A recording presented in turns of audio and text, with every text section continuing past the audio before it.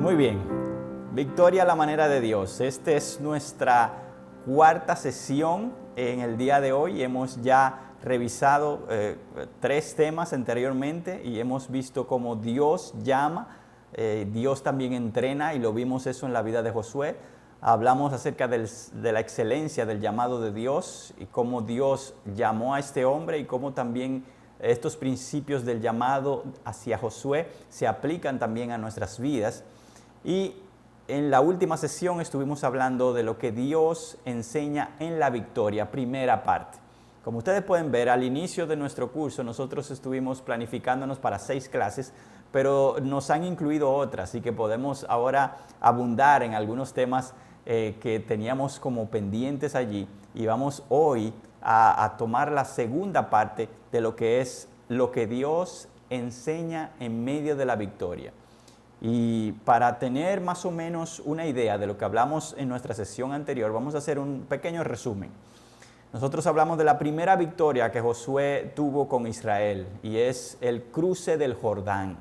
Dios, en su poder y en su sabiduría, permitió que la primera batalla que Josué tuviera no fuera militar, sino más bien con un río que impedía el que todo este pueblo de más de 2 millones de personas pudieran cruzar a la tierra prometida. Sin embargo, este cruce y esta primera victoria iba a dar una señal a Josué y al pueblo de cómo iban a ser ganadas las demás batallas.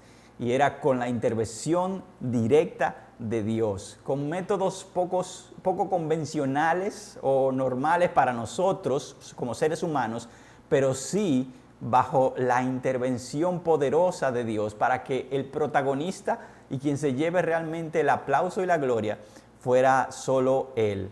Y esto iba a ser repetido en la vida y trayectoria de Josué. También pudimos ver que Dios vencerá por ellos. El rol de ellos era confiar y obedecer. La centralidad de Dios era importante en todo esto del cruce del Jordán, ya que el arca estaba allí en el medio, y veíamos cómo esto aplicaba en nuestras vidas, ya que en todas nuestras luchas Dios anhela de que el centro de nuestra preocupación, si pudiéramos llamarle así, no sean las circunstancias, no sean las cosas que nos rodean, sino el que Él pueda tomar la guía y el liderazgo de nuestro corazón, de nuestra mente, nuestras decisiones. Y allí estaba el arca para mostrarnos eso, como el centro de todo lo que hacía el pueblo ante el cruce del Jordán. Ellos tomaron piedras del Jordán y allí hicieron una señal, un monte pequeño de piedras para recordar la obra de Dios. Y esto nos deja muchas enseñanzas a nosotros de cómo nosotros no debemos olvidar lo que Dios ha hecho, para que en el futuro podamos vencer obstáculos, retos, luchas, tentaciones, debido a que es una señal clara en toda la Biblia de que cuando el pueblo olvidaba lo que Dios había hecho, lo que Dios había instruido, inmediatamente se apartaba de su voluntad y tenía consecuencias. También vimos que la mejor manera de prepararnos para nuestras batallas es consagración a Dios. Dios, antes de llevarlos a Jericó, que era la primera ciudad donde ellos iban a tener que pelear, les consagró y les tomó un tiempo para que pudieran meditar en la Pascua, en ese tiempo donde Dios los libró de Egipto, pero también les hizo instituir o reinstituir lo que era la circuncisión, algo que Moisés había hecho hacía 40 años antes. Ellos lo practicaron de nuevo en la tierra prometida como una señal de que este era un pueblo separado de los demás pueblos y sobre todo de aquellos que estaban en Canaán. También estuvimos hablando de que con esta victoria Dios confirmó oficialmente el liderazgo de Josué delante de todo el pueblo. La palabra de Dios dice que Dios engrandeció a Josué ante los ojos de todo Israel y le temieron después que cruzó el Jordán. Y era evidente porque el Jordán y el cruce de este río es muy similar a lo que Dios hizo con Moisés cuando cruzó el Mar Rojo. Nosotros, si pudiéramos hacer una lista de las similitudes del Éxodo y el Jordán, pudiéramos hacer lo siguiente. Dios orquesta una gran movilización de su pueblo. Eso lo vemos en el Éxodo y eso lo vemos en el cruce del Jordán. También Dios se encarga de instruir acerca de mantener una distancia de la presencia manifiesta de Dios. En aquel tiempo, la presencia manifiesta fue en ese monte Sinaí humeando. En este caso era el arca y ellos tenían que estar separados de esta presencia manifiesta de Dios, hablando de un Dios santo, ¿verdad? También Dios llama a la consagración y en este caso lo vimos como Dios entonces habla acerca de la Pascua y también de la circuncisión.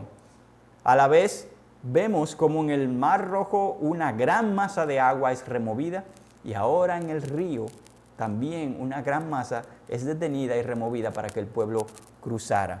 Y este pueblo entra a un nuevo territorio.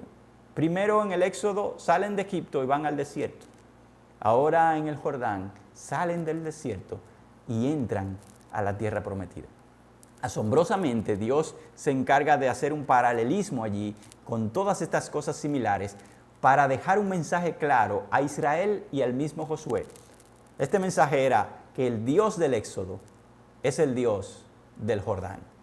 Ese mismo Dios que estuvo con Moisés estará ahora con Josué en el Jordán y la tierra prometida. El Dios de Moisés es el Dios de Josué. Y este Dios que fue fiel antes, siempre lo será con su pueblo. Y esto es algo, hermanos, que Israel pudo constatar y que nosotros debemos constatar en el día de hoy.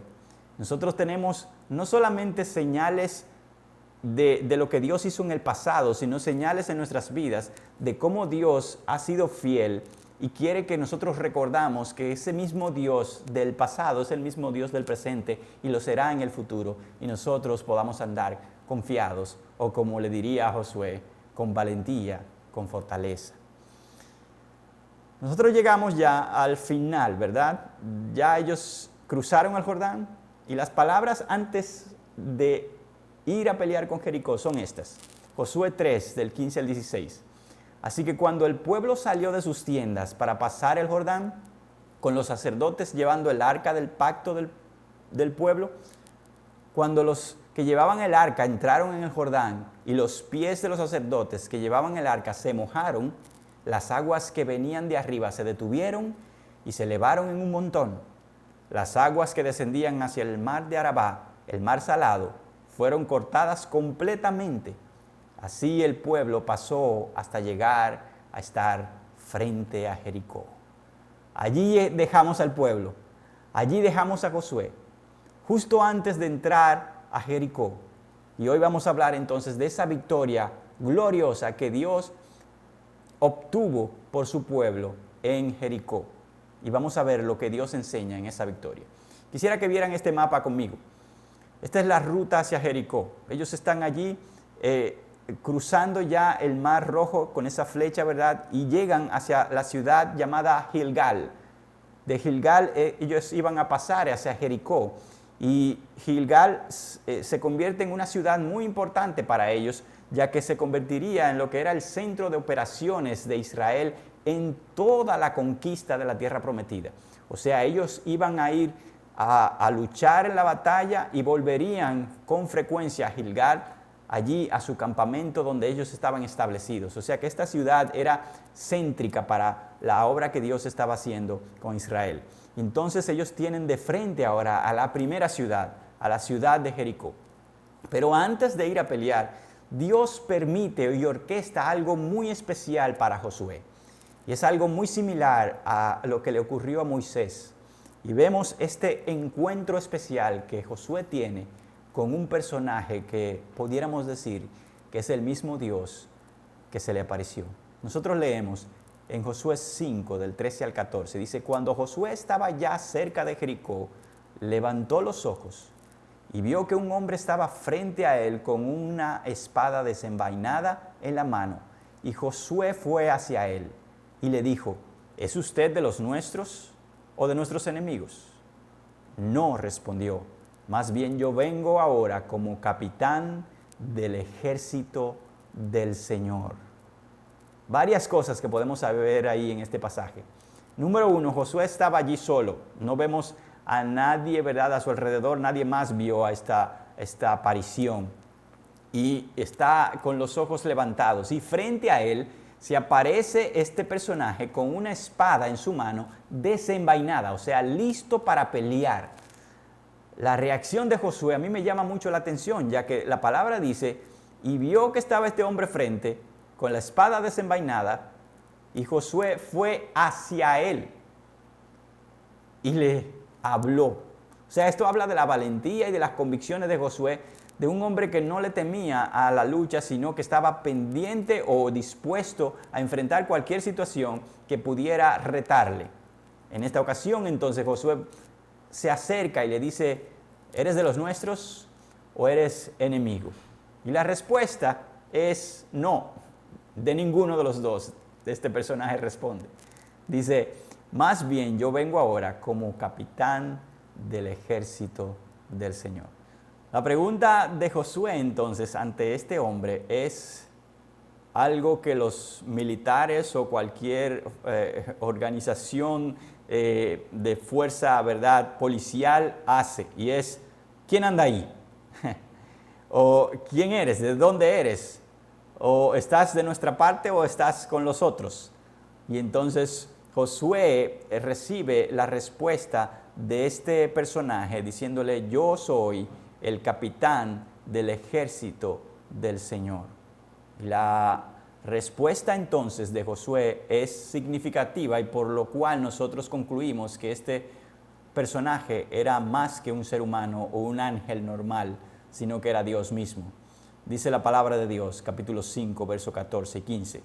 Y Josué se postró en tierra, le hizo reverencia y dijo, ¿qué tiene que decirle mi señor a su siervo? Entonces el capitán del ejército del Señor dijo a Josué, quítate las sandalias de tus pies, pues el lugar donde estás es santo. Y así lo hizo Josué. Vemos allí algunas señales que nos hablan de que Dios estaba allí en este lugar. Lo primero es que Josué se postra y le brinda reverencia. La palabra ahí para reverencia es shakach, que significa hacerle homenaje o brindarle adoración. Por tanto, Josué se postra, le brinda adoración, y lo normal que para un ángel o una persona, cuando esto ocurría en la Biblia, era que rechazaban esta adoración o frenaban a este hombre que estaba postrado allí adorando. Pero este personaje no frena a Josué, sino que recibe la adoración y continúa diciendo entonces unas palabras muy conocidas, y es, quítate las sandalias de tus pies, porque el lugar donde estás es santo. Estas mismas palabras fueron dichas a Moisés cuando estaba allí la zarza ardiente. Dios estaba en ese lugar y le ordena a Moisés, este lugar es santo, Moisés, quítate los calzados. Ahora Josué, las mismas palabras, este lugar es santo, quítate las sandalias. Solo Dios puede hacer un lugar santo, solo Dios puede santificar las cosas. Por eso nosotros concluimos de que esta es una teofanía, ¿verdad? Una aparición de Dios. Incluso muchos estudiosos dicen que este es Jesús preencarnado, ya que Él hizo apariciones como el ángel del Señor en muchas ocasiones en el Antiguo Testamento. Y una vez más, nosotros, hermanos, pudiéramos ver aquí, esta aparición llega en un momento neurálgico, si pudiéramos decir, central en la vida de Josué.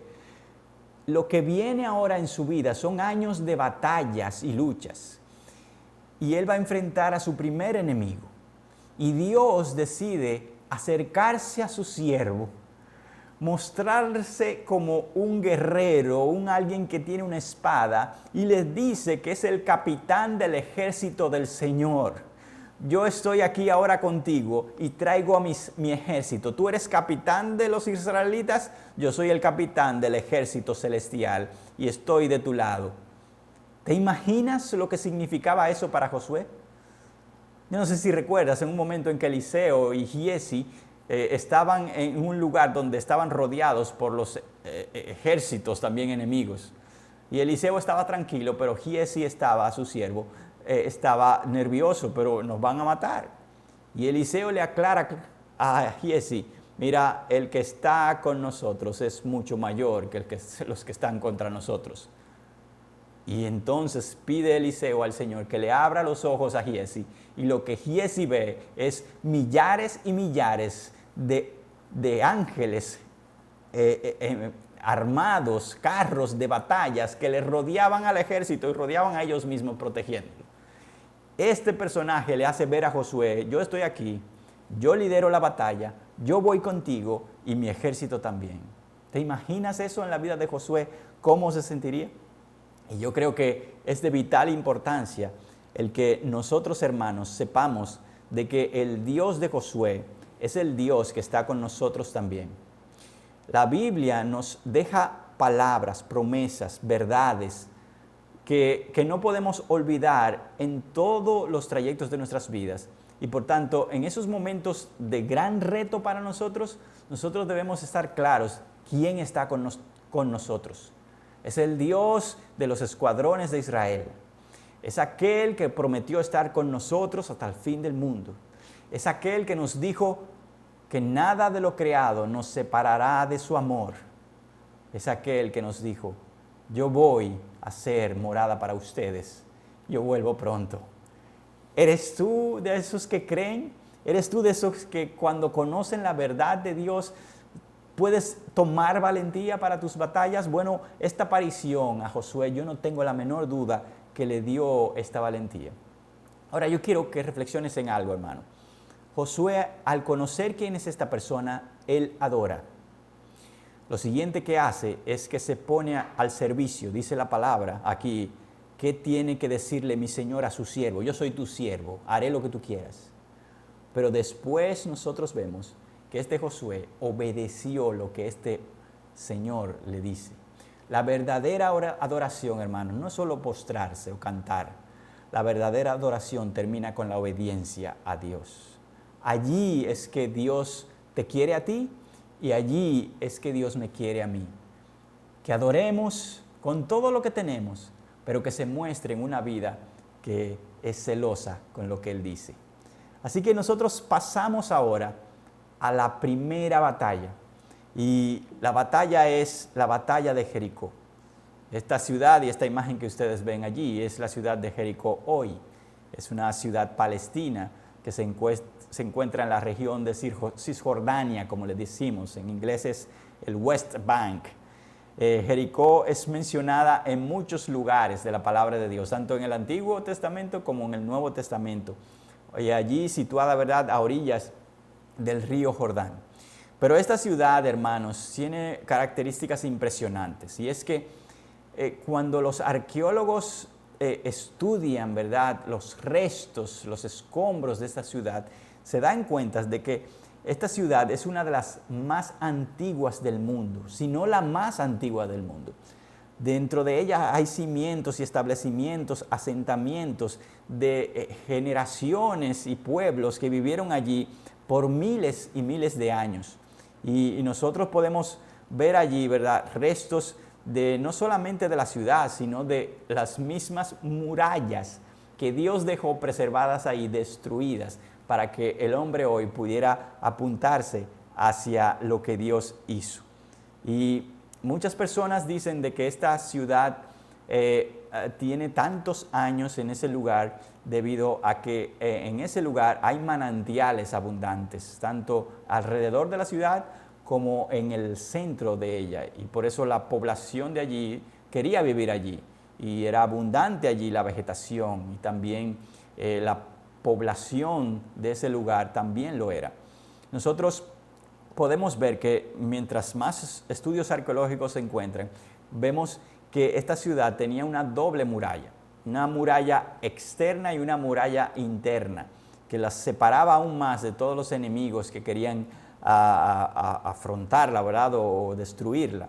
Y las evidencias muestran de que los derrumbes o las destrucciones que hubieron allí ocurrieron varias veces, en varias ocasiones. Pero de acuerdo a la Biblia, entonces, la destrucción de las murallas de Jericó ocurrieron en el año 1400 años antes de Cristo. Y esto es una fecha importante porque fue allí cuando Josué llegó y fue allí donde ocurrió esta batalla. Y entonces muchos estudiosos ahora pueden analizar cuándo fue que ocurrió este evento y si realmente la palabra de Dios es veraz o no. Y he querido hacer, ¿verdad?, esta cápsula acerca de Jericó para que nosotros podamos valorar lo que tenemos hoy en la Biblia. Lo que Dios ha dejado no es simplemente un libro escrito allí, sino ha dejado evidencia de que esto es algo divino y sobrenatural. Nosotros podemos ver varios arqueólogos importantes, y yo quería detenerme allí porque este primero, John Garstang, de los años 1930, fue el primero que descubrió allí que era una ciudad con una red de murallas colapsadas. Y esto es importante, ¿verdad?, para nosotros, porque allí se descubrió cómo estas murallas cayeron y se derrumbaron.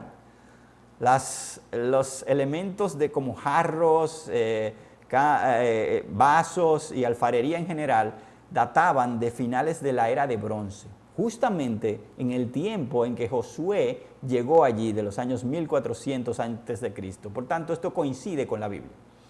Sin embargo, nosotros tenemos una siguiente arqueóloga que llega a Jericó también y hace sus excavaciones, y en los 1950 ella hace sus estudios y mostró cosas favorables para lo que nosotros conocemos como la Biblia, como lo fue esta ciudad altamente fortificada y que tenía murallas destruidas y que también fue quemada, como también lo relata la palabra de Dios.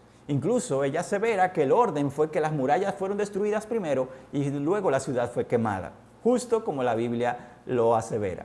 Ahora, ella hace otro descubrimiento que es contrario a la Biblia, y es que en su alfarería ella concluye que los vasos y los utensilios correspondían no a finales de la Edad Media, sino a mediados. Y esto lleva a una diferencia de 150 años de cuando Josué llegó. Por tanto, esta destrucción de los muros, según ella, ocurrió 150 años de que Josué ni siquiera había existido. En esos tiempos, cuando este descubrimiento se dio, la conclusión fue que la Biblia era una leyenda, esta historia era una leyenda, no se podía creer en ella y la Biblia estaba equivocada. Pero Dios no deja a las rocas en silencio, sino que las rocas hablan. Y en los años 1980, Brian Wood, otro arqueólogo, pero especializado nada más y nada menos que en la alfarería cananea antigua, llega a este lugar, ve todos los estudios de esta arqueóloga anterior, conoce la alfarería y entonces concluye de que la arqueóloga anterior estuvo errada y no se enfocó en los estudios detallados de esta alfarería, y los materiales que estaban allí eran sin duda de finales de la Edad de Bronce. Por tanto, confirma que Jericó fue destruida en los años 1400 a.C., justo cuando Josué llegó. Y esto es realmente relevante para nosotros, hermanos. Yo les quería dejar allí una dirección, un video en YouTube que ustedes pueden buscar bajo ese nombre, donde se ofrecen mucho más detalles de estas evidencias.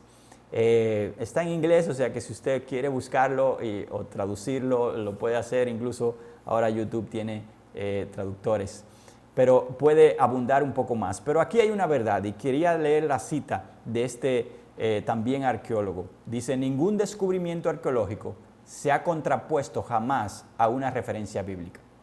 Se han realizado listas de resultados arqueológicos y afirmaciones históricas que se confirman claramente y con lujo de detalle en la Biblia. Y de igual modo, una justa evaluación de las descripciones bíblicas han conducido frecuentemente a asombrosos descubrimientos. La Biblia es la palabra de Dios y en ella no hay error. Por tanto, lo que vamos a leer ahora, hermanos, aunque parece cuentos de ficción y películas de Hollywood, es la palabra de Dios, Dios haciendo obras milagrosas en la tierra a través de su pueblo. Y así que vamos a volver a Jericó y en la toma de esta ciudad. Las instrucciones y el plan de Dios eran sencillos. Usted y yo la conocemos, así que voy a leerlos rápidamente. Primero 6 días, marchar alrededor de la ciudad una vez cada día. En esas vueltas a esta ciudad, hombres armados iban delante. Y también otros hombres armados iban en la retaguardia. Pero en el medio iban 7 sacerdotes con trompetas de cuerno, sonando detrás de los guardias. Y después de estos sacerdotes, el arca del pacto, transportada por sacerdotes también. La instrucción era no gritar ni hablar en la marcha de estos 6 días. O sea, era total silencio de estos hombres, solamente los cuernos sonaban. Daban la vuelta y la palabra de Dios dice, después volvían al campamento y pasaban la noche allí. ¿Se imaginan esta estrategia, hermanos? Yo me imagino a los que estaban dentro de la muralla, viendo a estos hombres haciendo este tipo de rito y después se iban y después volvían al otro día, pero no peleaban. No me imagino lo que pudieran decir, tal vez estaban locos, pero veremos más adelante cómo ellos estaban. Sigue la estrategia de Dios. Dice, al 7º día, marchar alrededor de la ciudad de la misma forma que en los 6 días anteriores, pero 7 veces. O sea que ahora no una vez, sino 7. En la 7ª vuelta, dice Dios, a la orden de Josué, cuando los sacerdotes toquen las trompetas, todo el pueblo gritaría a gran voz. La trompeta por un lado, las trompetas, y el pueblo ahora, gritos de guerra no lo puedo hacer aquí, ¿verdad? Pero ustedes se imaginarán, todo el pueblo gritando, y la muralla se vendría abajo. ¿Qué tipo de estrategia militar es esta? Esto rompe todos los parámetros convencionales, militares o incluso de hacer cualquier cosa. ¿Te imaginas destruir una ciudad simplemente dando vueltas? O unas murallas dando vueltas, sonando trompetas y gritando.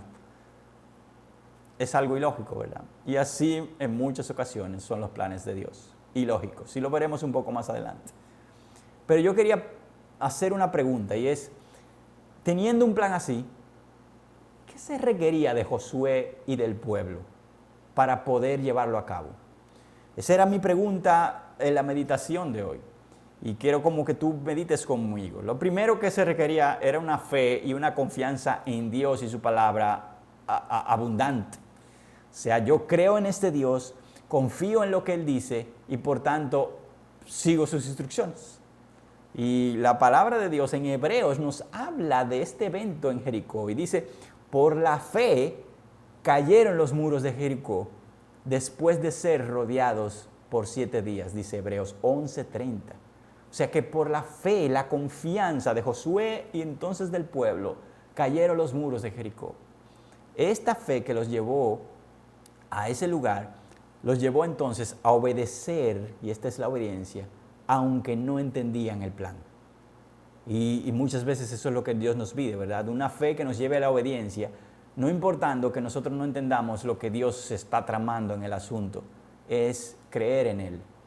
A la vez requería de ellos, además de fe y obediencia, requería paciencia. ¿Te imaginas? Tú y yo o ellos dando vueltas por 7 días, sin que nada pase en 7 días, y dando vueltas, 13 vueltas, sin que nada ocurriera. La paciencia que se pedía aquí era una paciencia que no importa que no hubieran resultados inmediatos, yo iba a hacer lo que me tocaba. Y allí está la paciencia que Dios le pide a su pueblo, y allí está la paciencia que le pide a todo aquel que Dios llama y que salva. Es una paciencia afincada en su palabra, no en ideas que yo tengo de Dios, no en conceptos que otros me han dicho de Él, sino en lo que Él me ha revelado, y por tanto yo soy paciente, y por tanto yo confío, y por tanto pasa el tiempo, y aunque no entiendo cosas, yo sigo adelante y persevero. Y esto es lo que dicen algunos autores. Por tanto, yo tengo un par de citas que nos ayudan un poco a aplicar esta gran verdad. Dice Matthew Henry, de la misma forma en que la salvación prometida debe esperarse a la manera de Dios, también debe esperarse en su tiempo. O sea, Dios tiene una manera de salvar y de dar la victoria, y por eso estamos en este curso hoy. Pero Dios también tiene su tiempo en el cual Él nos dará esa victoria o bendición o liberación o lo que Él quiera darnos. Por tanto, nosotros debemos ser caracterizados por hombres que al pasar el tiempo puedan estar diciendo, Dios obrará según su voluntad y yo confiaré en Él.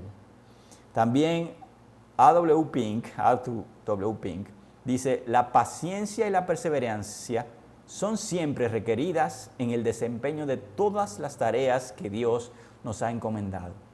Esas dos características, paciencia, perseverancia, todo lo que Dios nos encomienda, Él pedirá que eso mostremos. Y eso le pidió al pueblo de Israel en este tiempo. Nosotros podemos ver que así estaba, o eso pedía Dios de Israel y Josué. Ahora, ¿qué ocurría de aquel lado de la muralla?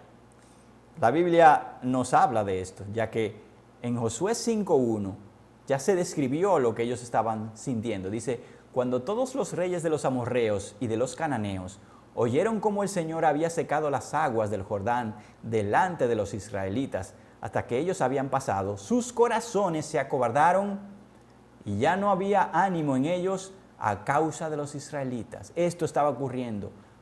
Corazones acobardados y no había ánimo en ellos. Y nosotros hemos hablado en ocasiones anteriores de que esto fue una promesa de Dios que se estaba cumpliendo con esta reacción de los enemigos.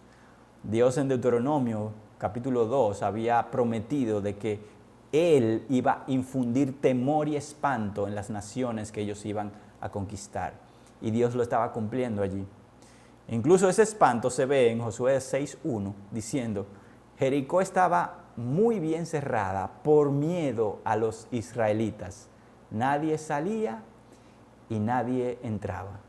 O sea que Jericó ahora mismo estaba sitiada por estos israelitas dándole vueltas y ellos no salían de allí. Los estudiosos y los arqueólogos hablan de que debido a toda la abundancia que Jericó tenía, tanto en agua, como hablamos de sus manantiales y arroyos, y también de que este era un tiempo de cosecha, ellos habían recogido suficiente comida y alimento para durar allí en ese sitio, en ese cerco que Israel le había hecho por meses, semanas y hasta años, según los estudiosos. Por tanto, ellos estaban allí encerrados con miedo, pero pensando en que su muralla les iba a proteger. Y es asombroso, hermanos, cómo Dios trabaja de los dos lados. Dios está obrando en Israel, ¿verdad? En confianza, en obediencia, en paciencia, para forjar allí un corazón que dependa de Dios. Pero Dios también está obrando en los enemigos, infundiendo espanto y temor. Así que Dios obra en nosotros, dándonos las fuerzas y forjando nuestro carácter para la batalla. Pero también obra del otro lado, debilitando a nuestro enemigo, haciendo refrenar su obra contra nosotros para que no caigamos y que podamos vencer. Ese es nuestro Dios, hermanos. Es el Dios que trabaja en todo lugar. Y Dios obra de esta forma para el final último es manifestar su poder. Y nosotros podemos ver esto claramente en Jericó. El plan para la toma de Jericó estaba diseñado para mostrar el poder de Dios y no el de Israel. Israel no hizo prácticamente nada para derrumbar estas murallas, ¿verdad? Y ni siquiera para conquistar al enemigo, porque ya ellos estaban acobardados y con miedo. Por tanto, Dios obra en ocasiones de una forma en que emplea métodos fuera de nuestros parámetros naturales con el fin de que su sabiduría y poder sean más evidentes a nuestros ojos. Él utiliza, ¿verdad?, situaciones, eventos, circunstancias que tú y yo podemos llegar a decir, Dios, ¿y qué es esto? ¿Cuál es tu plan? ¿Por dónde es que va la situación? Yo no lo entiendo. Pero el final último es que cuando su salvación llegue, cuando el fruto de este tiempo, esta prueba llegue, nosotros podamos decir, Dios, tú eres poderoso, tú eres más sabio, tu sabiduría excede a cualquier pensamiento humano, a ti sea la gloria. Y allí estaba Josué e Israel. Nosotros vemos que Dios en muchas ocasiones hace esto, ¿verdad? Utiliza gentes dando vueltas con trompetas y gritos y hace su obra. Pero si vamos a otros eventos rápidamente, si vemos a Gedeón, vemos que Dios le manda con trompetas, con cántaros y con antorchas a vencer al enemigo de millares de personas. Si vemos a David con una honda y una piedra, vence al gigante. ¿Por qué? Porque esto no es tu pelea, es mi pelea y son mis métodos, dice Dios. Pero si pudiéramos meditar en la obra más grandiosa y que rompe todos los esquemas, es la obra que Dios hizo a través de su propio Hijo Jesucristo. Una cruz, su sangre y una tumba vacía. Y Él logró lo que solamente Él podía lograr: salvar a aquel que cree de la muerte, de la perdición, y ofrecer vida eterna para todos aquellos que se rinden y le obedecen. Destruir el poder del pecado, destruir la muerte y destruir a nuestro enemigo. En los planes de Dios, a veces hay preguntas que no tendremos respuestas, pero la confianza que nosotros debemos tener en Él es que podamos concluir con un aleluya. Dios sabio y poderoso. Ese es tu Dios y ese es mi Dios. Nosotros sabemos que después que las murallas caen, el pueblo entra, como dice la palabra y como Dios había dicho, entran directos, subiendo los muros caídos y destruyen allí. Y nosotros vemos gráficamente la destrucción de los cananitas como orden de Dios. Y dice la palabra, destruyeron por completo todo lo que había en la ciudad, hombres y mujeres, jóvenes y ancianos, bueyes, ovejas y asnos. Y nosotros vamos a ver esto no solamente en Jericó, sino en el resto de la conquista de Israel. Nosotros pudiéramos pensar desde este punto de vista humano, ¿y qué Dios es que permite estas cosas? ¿Qué Dios es el que ordena incluso? Porque esta orden vino desde Moisés. Vemos allí en Deuteronomio capítulo 20 cómo Dios lo ordenó. Dice, pero en las ciudades de esos pueblos que el Señor tu Dios te da en heredad, no dejarás con vida nada que respire, sino que los destruirás por completo. Sin embargo, Él da una razón aquí, inmediatamente en el verso 18. Dice, para que ellos no les enseñen a ustedes a imitar todas las abominaciones que ellos han hecho con sus dioses y no pequen contra el Señor. Allí Dios ya está dando una razón, ¿verdad? Estos canaanitas no eran hombres justos, rectos, sino que Dios describe lo que ellos hacían como abominaciones. Y Dios quería preservar a su pueblo separado en santidad y que no imitara las abominaciones que ellos hacían con sus dioses, para que no pecaran contra Dios. La pregunta que pudiéramos hacernos, ¿cuáles son esas abominaciones que son tan serias para llegar a una decisión de destruirlos por completo? Y la Biblia no es silente en cuanto a esto. Nosotros vemos en Deuteronomio 18 toda esta descripción. Dice, estas son abominables naciones. ¿Qué era lo que hacían? Pasaban a sus hijos por fuego, en sacrificio a dioses, ¿verdad? Quemaban a sus hijos. Practicaban hechicería, espiritismo, adivinación y consulta a los muertos. O sea que eran hechiceros, estaban buscando el espiritismo, la adivinación y buscando cosas demoníacas, como ya conocemos en el día de hoy. Así lo describe Deuteronomio. Y en Levítico entonces se describe aún más estas naciones. Practicaban relaciones incestuosas, o sea que no solamente quemaban a sus hijos y hacían cosas de hechicería, sino que en las relaciones no respetaban los límites que Dios había establecido, las familias, sino que hacían incesto, y Dios llamaba esto aborrecible en Levítico 18. También eran adúlteros, no obedecían ni respetaban la familia, el matrimonio, sino que se acostaban con quien quiera. Ofrecían a sus hijos a Moloch, dios pagano. Como ya leímos, ¿verdad? Los quemaban, se los ofrecían en sacrificio a estos dioses que ellos adoraban sin respetar la vida. Y a la vez incurrían en relaciones homosexuales, que Dios le llama abominación en esos pasajes, y también de zoofilia, o sea, relaciones hasta con animales. Hermanos, lo triste de esto es que nosotros vemos en Génesis que cuando Dios le promete la tierra de Canaán a Abraham, ya Dios estaba diciendo que este era un pueblo inicuo y que todavía no había llegado al tope de la iniquidad que Dios estaba esperando para mandar su ira. Pero de Abraham a Josué y a Jericó ahora habían pasado 500 años. ¿Te imaginas, hermanos? 500 años practicando estas cosas.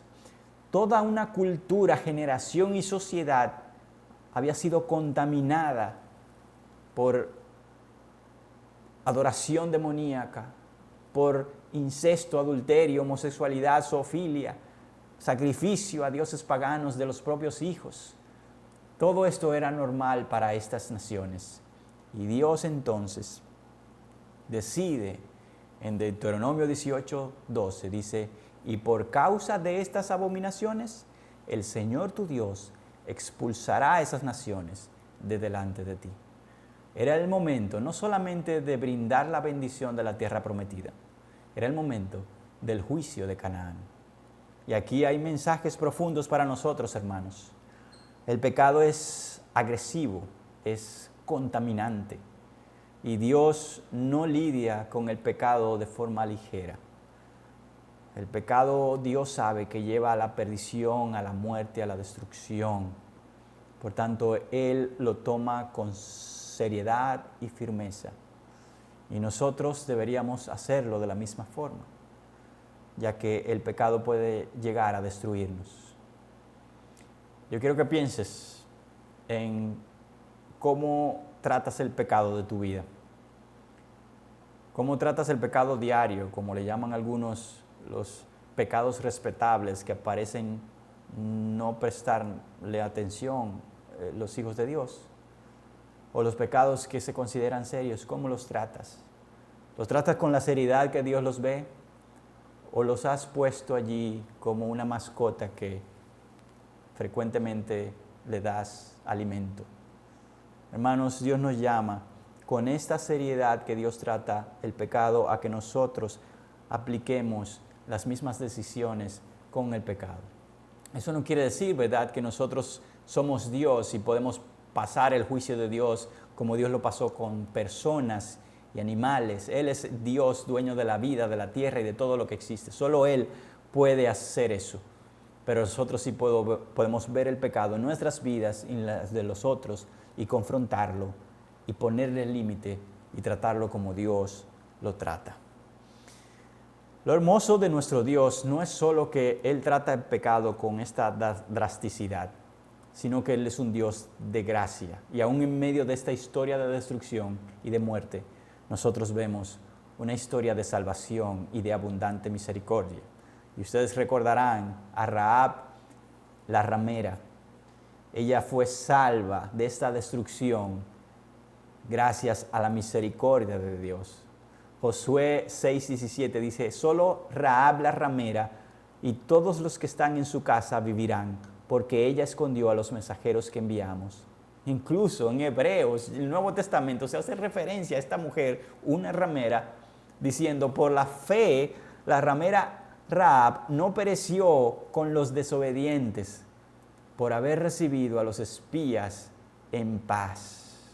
Ella mostró fe en Dios y el obrar de Dios. Y ustedes recordarán la historia. Ella, conociendo la historia de Dios y su pueblo Israel, decide proteger a estos espías que llegan a Jericó. Y entonces se pone del lado de ellos y les dice: ciertamente Dios los va a librar, por favor tengan misericordia de mí. Y entonces Rahab es librada por esa fe que ella depositó en Dios. Ella era pecadora, hermanos, como todos los demás de Jericó. Incluso de un pecado serio, pero encontró el Dios de la gracia. El Dios de la gracia la encontró y la recogió. Ese es el Dios que te ha encontrado y a ti y a mí. El capítulo 6 se describe a Rahab 3 veces como la ramera, la ramera, la ramera. Nosotros pudiéramos decir, esa mujer no tiene esperanza alguna, mira su vida. Pero con un solo grano de fe puesta en Dios fue suficiente para que esta mujer fuera salva y puesta en el pueblo de Dios. De ahí en adelante vivió con Israel, con todas las bendiciones que Él da. La fe lleva a un obrar, y ese obrar es manifiesto, y la gracia de Dios también lo es. Incluso Santiago hace referencia a esta mujer. Santiago 2 dice, ¿no fue la ramera Rahab también justificada por las obras cuando recibió a los mensajeros y los envió por otro camino? Asimismo, también la fe sin obras está muerta. Rahab es un ejemplo de fe, hermanos, de la justificación que ella recibió por la confianza que tuvo en Dios, y Dios en su bondad y gracia le salva, le rescata con toda su familia y la pone dentro del pueblo que pertenece a ese Dios santo. Qué gloriosa historia de gracia, de salvación y misericordia y bondad de nuestro Salvador. Y eso lo vemos allí en la historia de la vida de Josué. Ese es tu Dios y ese es mi Dios. Vamos a concluir, hermanos, con una lista de las cosas que pudiéramos aprender de lo que Dios enseña en la victoria. La confianza en Dios que produce obediencia, aunque sus planes no se entiendan, y paciencia, aunque los resultados no llegan a nuestro tiempo, es la clave de la victoria. La confianza que lleva obediencia y paciencia en Dios es la clave de la victoria. El Hijo de Dios nunca pelea solo. El capitán del ejército del Señor lucha con nosotros. Adórale y ponte al servicio de tu Señor. Él está con nosotros como estuvo con Josué, y Él pelea por nosotros. Si Él es vencedor, nosotros somos más que vencedores con Él. Nuestro Dios es un Dios de extrañas estrategias. Lo hemos visto en Josué, en Gedeón, en David y en muchos otros. Elías. Confía y verás la bendición al final de la batalla. Los muros caerán. Ese es nuestro Dios. 1 Corintios 1:25 dice, lo insensato de Dios es más sabio que los hombres, y lo débil de Dios es más fuerte que los hombres. Ese es el Dios que conocemos, excede a nuestra sabiduría, a nuestro conocimiento, por tanto confiamos en lo que Él dice y no en lo que sentimos, en lo que otros dicen, ni en lo que la sociedad considera apropiado. Es lo que Él dice, porque Él es el sabio y único Dios. El resultado de la verdadera adoración, como hablamos, a Dios es la obediencia. Josué se postró en adoración, ofreció su servicio y al escuchar la orden, obedeció sin cuestionarla. También Dios trata el pecado con seriedad, y eso lo hablamos, porque Él es santo. Si somos llamados a ser como Él en su santidad, nuestra mayor batalla es contra el pecado que nos aleja de ese propósito de la santidad. Tú y yo sabemos que la batalla nuestra no es hoy contra ejércitos terrenales para conquistar una tierra terrenal. Nuestra batalla principal es contra el pecado que habita en nosotros o con las tentaciones que el enemigo y este mundo quieren presentarnos para que nosotros pequemos. Por tanto, Dios trata con seriedad este pecado por su santidad. Nosotros estamos llamados a ser santos como Él. Debiéramos reconocer que no vamos a dejar de luchar contra el pecado que nos asedia, sino que procuraremos la santidad de Dios. Por último, contamos con el Dios de abundante gracia, como Rahab, que llama a los peores pecadores a ser parte de su pueblo. Vive para Él y tendrás la mayor de las victorias, una relación con Él. Esa es la mayor victoria, hermanos.